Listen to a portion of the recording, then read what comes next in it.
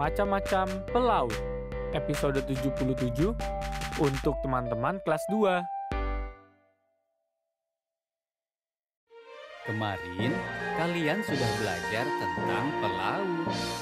Pelaut adalah orang yang bekerja di atas kapal yang besar. Hari ini, kalian masih akan belajar tentang pelaut. Lebih tepatnya, tentang macam-macam pelaut. Halo teman-teman, selamat pagi. Kalau kemarin aku berada di kapal pengangkut barang, kali ini aku berada di atas kapal milik TNI Angkatan Laut.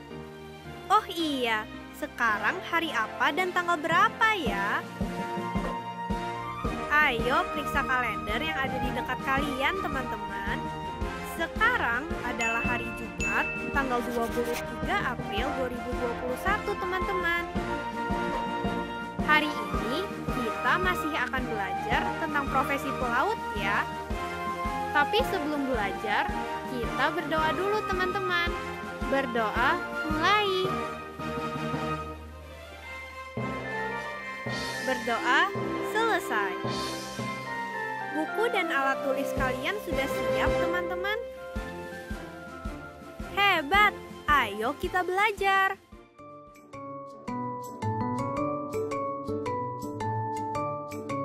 Dimulai dengan balima ya. Dibaca pelan-pelan saja teman-teman. Yang penting harus tetap lantang. Yuk kita mulai. Benar.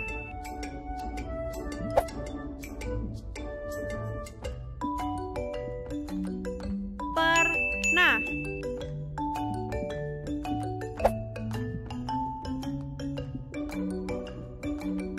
Keluar.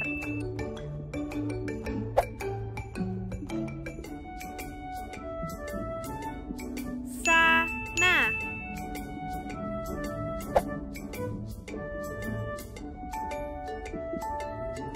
Waktu. Hebat! Sekarang kita simak cerita yang dibacakan oleh Pak Guru.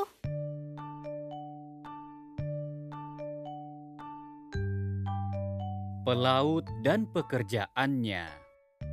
Pelaut adalah orang yang bekerja di atas kapal. Ukuran kapal jauh lebih besar dari perahu, sehingga dibutuhkan banyak pelaut untuk menjalankannya. Semua pelaut di sebuah kapal dipimpin oleh seorang nakoda. Nakoda harus memastikan agar kapal berlabuh sampai di tujuan dengan aman. Ada macam-macam pelaut. Ayo kita cari tahu. Pelaut kapal barang. Pelaut kapal barang bekerja di kapal pengangkut barang. Ada kapal yang mengangkut barang antar kota dan antar pulau di Indonesia. Ada pula kapal yang mengangkut barang antar negara dan antar benua. Para pelaut kapal barang memastikan agar semua barang sampai di tujuan tepat waktu. Berkat pelaut kapal barang, semua kebutuhan barang dari luar kota dan luar negeri bisa terpenuhi. Pelaut kapal penumpang. Pelaut kapal penumpang bekerja di kapal yang mengangkut penumpang. Ada pelaut kapal pelni yang mengangkut penumpang antar pulau di Indonesia. Ada juga pelaut kapal pesiar. Kapal pesiar mengangkut penumpang yang ingin berjalan-jalan keliling dunia. Pelaut kapal penumpang dan kapal pesiar bertugas memastikan agar semua penumpang bisa tiba di tujuan dengan selamat dan menikmati perjalanan mereka. Pelaut TNI Angkatan Laut Republik Indonesia. Nah, yang terakhir ini adalah para pelaut TNI Angkatan Laut Republik Indonesia. Para pelaut TNI AL bekerja di atas kapal perang dan kapal penjaga laut. Pelaut TNI AL jarang menggunakan kapal perang. Untuk tugas sehari-hari, mereka hanya membawa kapal penjaga laut saja. Tugas mereka sangat penting.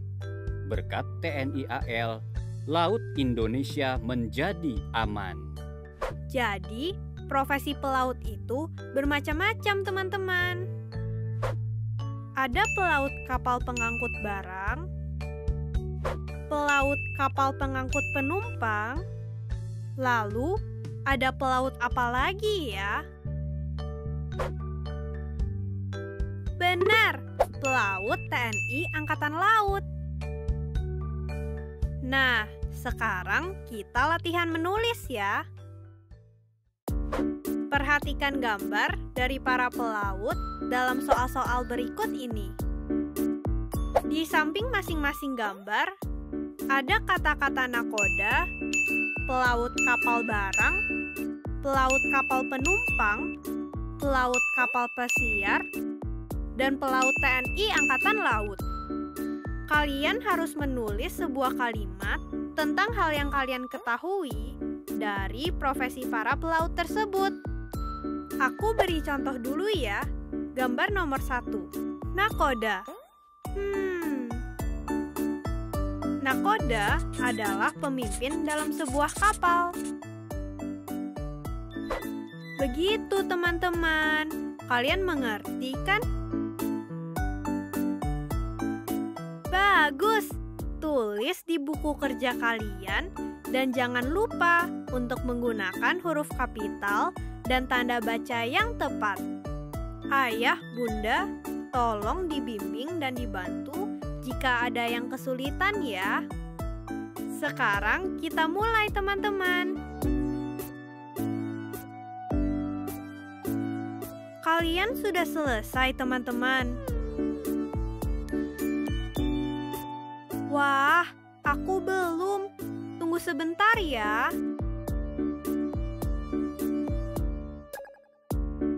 Selesai. Mana jawaban kalian? Coba aku lihat. Hebat. Aku tunjukkan jawabanku ya. Gambar nomor 2. Pelaut kapal barang. Aku menulis pelaut kapal barang mengantar barang-barang dari tempat yang satu ke tempat yang lain dan memastikan agar semua barang sampai di tujuan tepat waktu. Nomor 3. Pelaut kapal penumpang. Aku menulis pelaut kapal penumpang bekerja di kapal yang mengangkut penumpang. Nomor 4. Pelaut kapal pesiar. Pelaut kapal pesiar mengangkut penumpang yang ingin berjalan-jalan keliling dunia. Nomor 5. Pelaut TNI Angkatan Laut.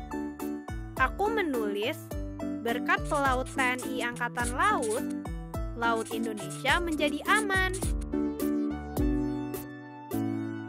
Apa teman-teman? Ada yang salah dengan tulisanku? Yang mana ya teman-teman?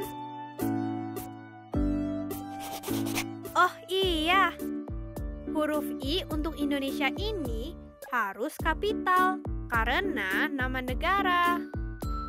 Semua nama negara itu selalu diawali dengan huruf kapital ya. Ini sudah aku betulkan teman-teman. Terima kasih ya sudah memberitahu kesalahanku. Sekarang kita istirahat dulu ya teman-teman. Sambil beristirahat, kalian siapkan 1 buah mangkuk plastik dan semua uang logam Rp500 yang ada di rumah kalian ya. Nanti kita akan mencoba melakukan pembagian dengan uang logam. Sampai jumpa sesaat lagi.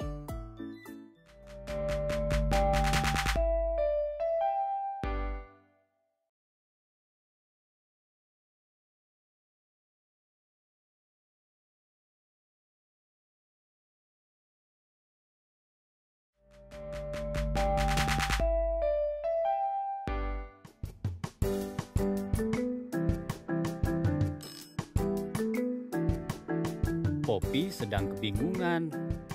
Ada 2 pedagang yang menawarkannya paket beli. Pedagang 1 menawarkan beli 2 botol sabun cair gratis 1 kantong kelereng. Pedagang 2 menawarkan beli 2 kantong kelereng gratis 1 botol sabun cair. Harga 1 botol sabun cair adalah Rp25.000. Harga 1 kantong kelereng adalah Rp5.000. Coba berikan saran pada Poppy, pedagang mana yang mempunyai paket beli yang lebih menguntungkan? Paket beli milik pedagang 2 yang lebih menguntungkan. Kenapa begitu, Delphi? Karena kalau membeli paket dari pedagang 1, Poppy harus membayar 2 botol sabun cair seharga Rp50.000. Baru Poppy mendapat gratis sekantong kelereng seharga Rp5.000. Sedangkan kalau membeli paket dari pedagang 2, Poppy cuma harus membayar 2 kantong kelereng seharga Rp10.000. Dan Poppy mendapat gratis 1 botol sabun cair seharga Rp25.000.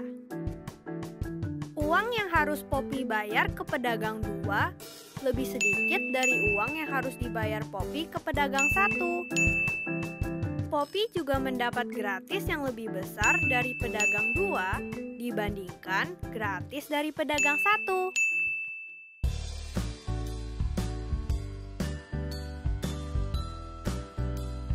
Selama 5 bulan ini, Pak Darman dan Bu Salma mampu menyimpan Rp60.000 setiap bulannya. Maka, untuk mengetahui jumlah uang simpanan Pak Darman dan Bu Salma, kita menghitung dengan cara 5 bulan dikali Rp60.000. Dengan penjumlahan berulang, kita menjumlahkan 60.000 ditambah 60.000 ditambah 60.000 ditambah 60.000 ditambah 60.000. 120.000 ditambah 120.000 ditambah 60.000. 240.000 ditambah 60.000 sama dengan 300.000. Selama 5 bulan, Pak Darman dan Bu Salma berhasil menyimpan Rp300.000. Kemarin terjadi musibah banjir di desa sebelah. Pak Darman dan Bu Salma ingin beramal dengan memberikan setengah dari uang tabungan mereka. Berarti Rp300.000 dibagi 2. 300 bisa diwakili dengan 3 blok ratusan. Kita bagi 3 blok ratusan ini ke 2 bagian. Masing-masing bagian berisi 1 blok ratusan dan 5 blok puluhan atau 150. Maka Pak Darman dan Bu Salma akan memberikan Rp150.000 untuk beramal. Sekarang, ayo kita mencoba pembagian dengan uang logam. Pertama-tama, ambil beberapa uang logam sampai jumlahnya mencapai Rp5.000. Wah, ternyata kita butuh 10 uang logam Rp500 agar jumlahnya Rp5.000. Sekarang kita bagi uang logam sejumlah Rp5.000 ini menjadi 2 bagian yang sama besar. Jadi, ada 5 uang logam di masing-masing bagian. Maka, berapakah 5.000 dibagi 2? Ayo kita hitung sama-sama. 500 ditambah 500, ditambah 500, ditambah 500, ditambah 500, sama dengan Rp2.500. Jadi, Rp5.000 dibagi 2 sama dengan Rp2.500.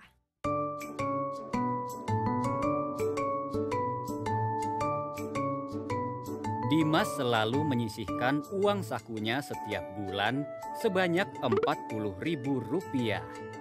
Berapakah uang yang berhasil dikumpulkan Dimas dalam 1 tahun? Ayo kita hitung teman-teman.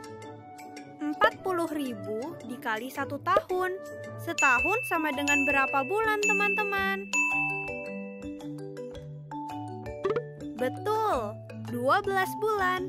Berarti 40 dikali 12. Kita pakai strategi menghitung loncat sebanyak 40 sampai 12 kali ya teman-teman. 40, 80, 120, 160, 200, 240, 280, 320, 360, 400, 440, 480. Dalam 1 tahun, Dimas berhasil mengumpulkan uang sebesar Rp480.000. Suatu hari, keluarga saudara Dimas mengalami musibah. Paman Dimas jatuh dari motor dan harus dirawat di rumah sakit. Dimas ingin membantu dengan memberikan setengah dari tabungannya. Hasil penghitungan Dimas adalah seperti berikut ini. Menurut kalian, apakah hasil pembagian Dimas benar? Benar atau salah ya teman-teman? Kata teman-teman, hasil pembagian Dimas salah Pak Guru. Coba jelaskan letak kesalahannya. Blok ratusan pada masing-masing bagian terlalu banyak Pak Guru. Ada 3, seharusnya cuma 2. Maka 480.000 dibagi 2 sama dengan Rp240.000. Bagus. Satu hari, Dimas ingin membeli 2 buah buku. Kebetulan harga 2 buku yang ingin dibeli oleh Dimas adalah setengah dari jumlah tabungannya. Berapakah harga kedua buku yang ingin dibeli Dimas? Sisa tabungan Dimas adalah Rp240.000. Harga 2 buku yang ingin dibeli Dimas adalah setengah dari sisa tabungannya. Maka 240.000 dibagi 2. 240.000 bisa diwakili oleh 2 blok ratusan dan 4 blok puluhan. Pertama, kita bagi 2 dulu blok ratusan ini. Hasilnya, masing-masing bagian berisi 1 blok ratusan atau 100. Lalu, kita bagi 2 4 blok puluhan ini. Hasilnya, masing-masing bagian berisi 2 blok puluhan atau 20. Lalu, kita jumlahkan blok ratusan dan blok puluhan di bagian pertama ini, bagian untuk membeli buku. 100 ditambah 20. Hasilnya adalah 120 atau 120.000. Maka, harga 2 buah buku yang ingin dibeli Dimas adalah Rp120.000.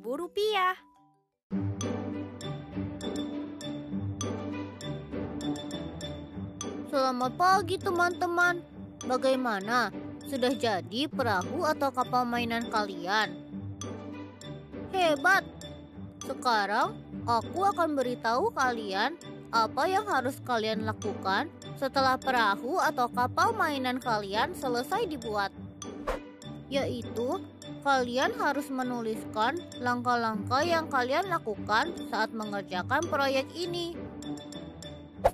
Apa yang kalian lakukan pada awal proyek? Apa yang kalian lakukan selanjutnya? Apa yang kalian lakukan berikutnya? Apa yang kalian lakukan pada akhir proyek?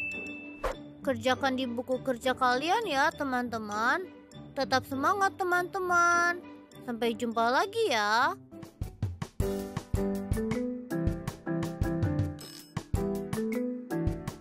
Wah, tidak terasa ya. Hari ini adalah hari terakhir Delphi belajar bersama teman-teman. Terima kasih ya sudah menemani Delphi selama seminggu ini. Teman-teman, sudah belajar apa saja kita hari ini? Betul, kita sudah belajar tentang macam-macam pelaut, membaca 5 kata, menyimak cerita, dan membuat kalimat. Setelah itu, kita juga sudah memberi saran pada Poppy, penjual mana yang menawarkan paket beli yang lebih menguntungkan, membantu Pak Darman dan Bu Salma menghitung sumbangan yang bisa mereka berikan, dan juga latihan. Jangan lupa saksikan acara ini lagi minggu depan ya teman-teman. Pelajarannya pasti akan lebih seru dan menyenangkan. Sampai jumpa teman-teman. Sekarang tetap belajar dari rumah ya teman-teman. Jaga jarak, rajin cuci tangan, dan pakai masker agar kita mencegah penyebaran COVID-19. Sampai jumpa.